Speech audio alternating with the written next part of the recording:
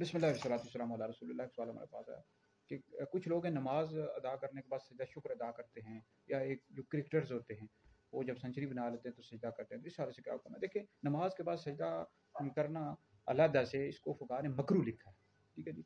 तो बहरहाल इसमें ये होता है कि जो जुहला होते हैं, जो पढ़े लिखे नहीं होते हैं, फिर वो समझें कि अगर आप इसकी मुस्तकिल तौर पर आदत बना लेंगे तो समझें कि शायद ये नमाज का हिस्सा है, नहीं वाजिब है या फ़र्ज़ है, इस वजह से मकरूह है। बहरहाल अगर वो करता है तो गुनहगार नहीं है, ठीक है जी।